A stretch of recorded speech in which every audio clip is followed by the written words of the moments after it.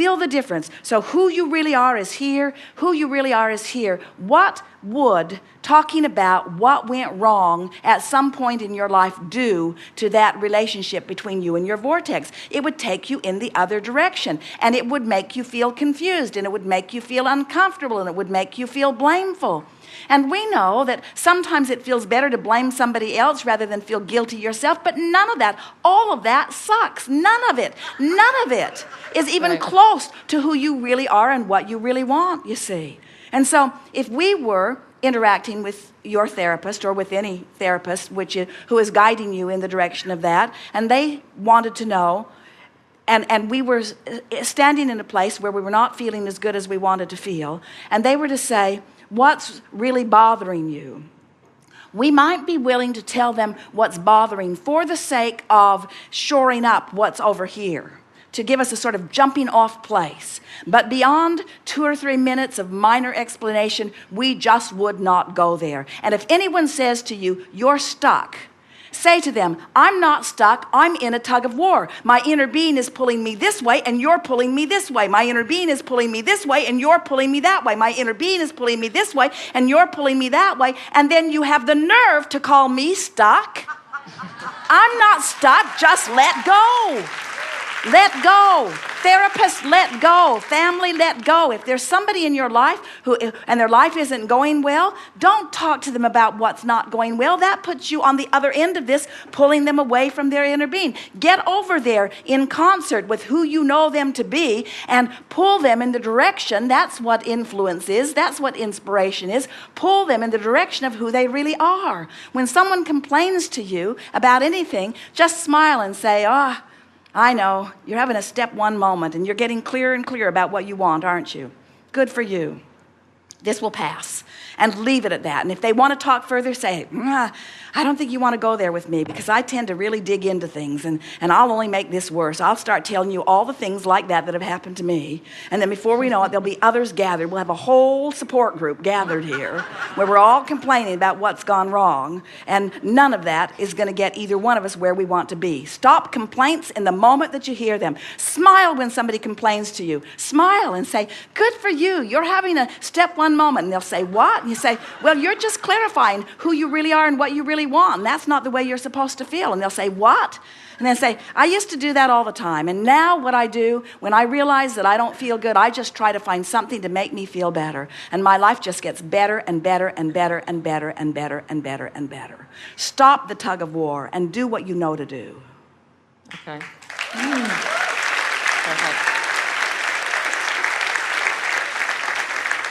I get stuck, word stuck, so maybe I'm familiar on how and I understand the answer to, I think I kind of know the answer to this, but do you know what's going on with you? Do you what? hear as you begin to say something to us and then you second guess yourself right in the middle of the sentence? Because what here is exactly what's going on with you. You are so aware of how you are perceived by those in authority like parents or teachers or anyone and you're afraid of making a mistake, so you keep qualifying, which is just watering down. In other words, when a child says, hear the difference, we'll give you an example. So a child says, I want to be a famous football player, and I want to be one of the best people ever out there on the field, and I want to make a career of it. And I want to be seen by the best of the teams, and I want them to all want me. And I want to have the physical being and the mental acuity and the strength and the ability that matches the power of my desire. I want to be a really good, well-known, powerful, professional, well-paid football player. This is what I want to be. Now, that is spoken by someone in the vortex, tuned in, tapped in, turned on, sure about what he wants, and someone speaking like that is powerful and will get what he wants. No question. Because all universal forces will line up, and in the absence of resistance, that would be. It is law. Now, we'll speak from that same person's perspective, sort of in the way that you were doing it with us. I want to be I know I'm not ready to be it yet. A professional football, but I Okay. know I need to be a lot bigger than I am. And I know that you can see that I'm not really big enough, but I'm going to grow and I'm going to get bigger and stronger. I want to be a professional football, and I know that you may not think that I can be, but I'll start smaller and I'll try really hard, and I think that I can eat things that'll bulk me up a little bit, and I do have a very strong desire about it, and I'm going to be a professional. Well, I won't start out professional. At first I'll be very amateurish, and at first no one will really want me at all, because I won't be very good at it or very big, and a lot of people don't think that I could ever be what I want to be, because as they look at me now, they don't really understand where I'm going. But I'm going to be and then somewhere along that way they'd say, "Oh, forget it. I'll forget it. I think I'll go to a therapist." And so then they they sit in the office of the therapist and they say, I want to be a football player. And the therapist says, well, wouldn't you just as soon be an ice skater or a computer genius or don't you think you should face your reality? Do you know how big football players usually are? Because therapists are sort of responsible to the now reality. They don't want to go into your vortex and cause you to dream, because they're afraid. They've got to cover all of their bases. We were visiting with a nurse one day who wanted to know what could she do to help people become weller, and we gave her a spiel sort of like we're giving you, and she said, "Oh, Abraham, I couldn't do that. I'm not allowed to give false hope." And from her perspective, anyone who's sick that you're encouraging them to be well is false hope, because clearly they're sick. You see? Right. So that's sort of what we're getting a little bit from you. You are so concerned second-guess about myself the a lot, yeah. perspective.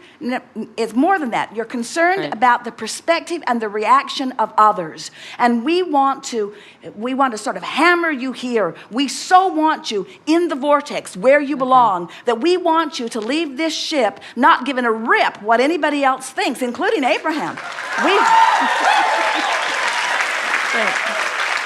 We want you to say, these things I want and these things I will get, and I don't know the exact path, but I know the laws of the universe, and I know I've got a vortex going, and I know that I've got plenty of stuff in there, and I haven't lived this life for nothing, and I've put plenty of stuff over there, and I know that when I move in the direction of what's there, I don't feel stuck, I feel euphoric, and when I feel a little stuck, that's great for me to know, because that feeling of stuckness means I've got the tug of war going again. And every time you get the tug of war going, you know what it means? It means you've activated somebody else in your experience, and you've split. It's not them tugging on you. It's you've split your allegiance to caring what source feels about and what they feel about. And anytime you're trying to please anybody but the source within you, you get stuck. That makes sense. Every time. Yeah. So what Thank you. charisma is, what that leadership is, what makes people reach for you, what makes people want to follow you, what makes people see you as a leader is your singular alignment. Before you were born into this physical body, you had one stream going on, one stream. When you're born, you split a little bit just because your mother worried about you for 9 months, and now you're here, she's really worried about you. And so that splits the energy. But when you meditate, you close the gap. When you come out of meditation, it might widen. When you sleep, you close the gap. When you play the games that we've been playing, every process that we've given, and they're endless and still coming, every process is about closing that gap. It's about bringing you closer into that singular energy. So the feeling of stuck every single time is nothing more than split energy being pulled. You see, being pulled. Esther's watched Jerry because he is the most stubborn person that she has ever known in her life. But what that means is he lines up with who he is and what he wants. That stubbornness is an absolute virtue. What he says to her is, I'm going to be in alignment with who I am, and therefore I'm going to feel good as much as is possible, and therefore I'm going to be wonderful to be with. And further, your well-being doesn't depend upon my alignment. My alignment is for me, your alignment is for you, in other words. Don't let anybody pull you apart. Or don't let anybody be your excuse for you pulling you apart. And that's what you wanted to say about your therapist. It's not my therapist pulling me apart. Right, It's right, my right. perception of my therapist. It's my misuse of my Right. therapist. It's my allowing myself to go into uncomfortable places with my therapist. If you went to therapy after having practiced being in the vortex, if you laid in your bed and felt appreciation and woke up in the morning and felt appreciation, if you did focus wheels all week long on all of the things that are bothering you just a little bit and tuned yourself in and tuned yourself and tuned yourself in and tuned yourself in, and you went to your therapist all bright and brilliant and feeling wonderful and all tuned in, she'd say, you don't need me anymore. That's what I'm hoping.